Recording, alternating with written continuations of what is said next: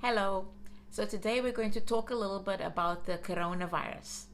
I want to provide some clarity and make sure that you understand exactly what's happening.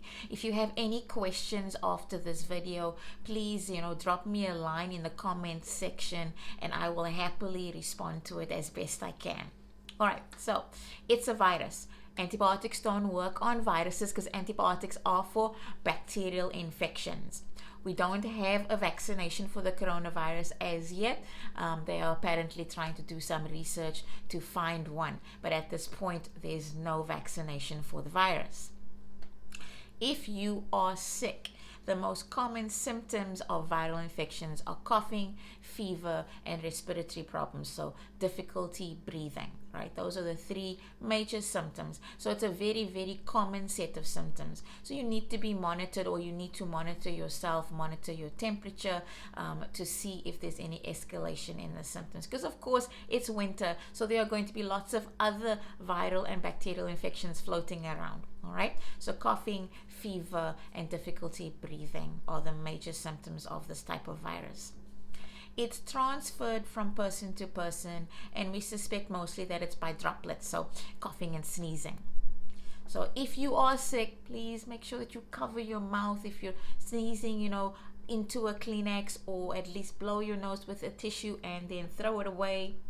Wash your hands with water, hot water, and soap. 20 seconds, okay? So sing Twinkle Twinkle Little Star, whatever works for you, all right? 20 seconds of washing will give you a good clean. And if you don't have access to soap and water, then by all means use a hand sanitizer. But soap and water is still your number one option, so don't freak out and try and buy gallons of hand sanitizer and soak yourself up in it. It's not any better than soap and water, so just make sure you wash your hands.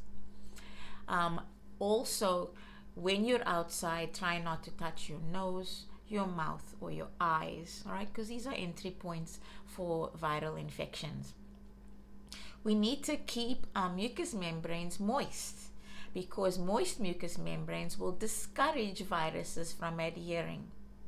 So if you find that you have a very dry work environment, there are natural nasal sprays that will act as a lubricant, and that actually helps to protect you from getting an infection.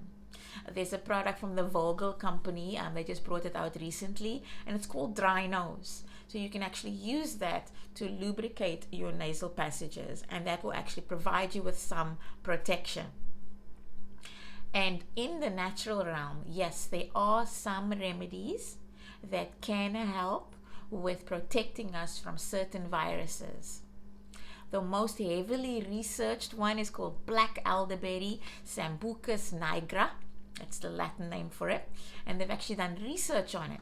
And what black elderberry can do is two things. One, it can prevent the virus from replicating. So when a virus enters your body, it wants to go into your cells, and then it wants to start making new baby viruses, okay?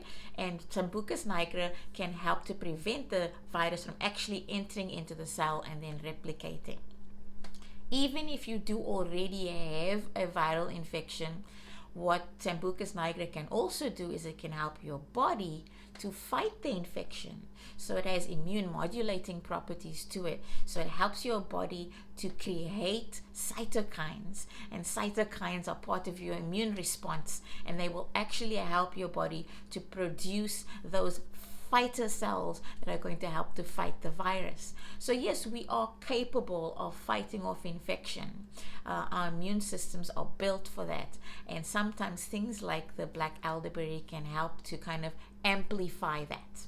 All right, so you can safely take black elderberry extract on a daily basis because it won't overstimulate your immune system, so you can take it as a preventative measure as well.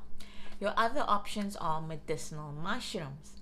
Medicinal mushrooms, certain medicinal mushrooms, not the stuff that's going to make you feel wacky. Certain medicinal mushrooms have been researched to help our immune systems work better. So if we're working long hours, we're not getting enough sleep, and our immune system is kind of on the down, then we can bring it back up using medicinal mushrooms. And also if our immune systems are overreacting, we can calm it back down again. So medicinal mushrooms have a balancing effect. There's a really good formula from a Canadian company called Purica, and it's called Immune 7. It's 7 different medicinal mushrooms that can be used to help to support our immune system, and that can also be taken continuously over the long term. They also have a formula called Complete 360, which is that same immune formula but with additional ingredients for stress management, because when we're very stressed, then what happens to our immune system? Poof, down it goes. So there are actually some herbals added to the Complete 360 that will help with regulating your stress response and supporting your immune system. And if you don't like popping pills, there's a tincture from Botanica, which I really like. I actually use it myself. It's called 7 Medicinal Mushrooms, and that you just basically take a shot of that once or twice a day, and same idea. It's helping to modulate your immune system. Good old vitamin C, very, very good. It's food or fuel for your immune system.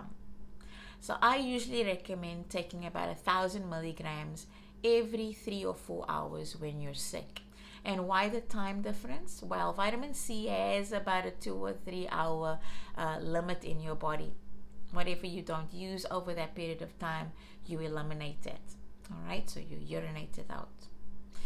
With vitamin C, because it's water soluble, you need to divide up the dose. So take it every 3 or 4 hours would be good if you're not feeling well. If you take too much vitamin C, you'll know, because you'll get loose watery stool. Okay, so keep that in mind. Don't overdo it. Back off a little bit if you find that your stomach's getting upset. Zinc. Okay, good quality zinc helps with making sure that we have a good, healthy immune response. Zinc supports our immune system. So you can take a zinc lozenge, okay? Because if you do zinc lozenges, as soon as the zinc starts adhering to the membranes in the back of your throat, it starts having an effect on your immune response, okay? Or just zinc capsules if you want to take it as a preventative. Lozenges are usually a good idea if you're already sick. All right, so take good care of yourself. Make sure you're getting enough rest, eat regularly, hydrate well, keep those mucous membranes nicely lubricated, and try to make sure that you're washing your hands and controlling how much you're touching your eyes, your nose, and your mouth. All right? And take good care of the people around you, and be mindful. If you are sick, go home. All right? Go home and keep yourself separate from the rest of the family so that you don't cross-infect. Thank you so much for listening. If you found this video helpful, please consider clicking the like button. And if you'd like to hear more about what I have to say about natural health and wellness, then consider following me on this YouTube channel. All right. And remember, if you have any questions, drop me a line and I'll happily respond to you. Have a good day and be well.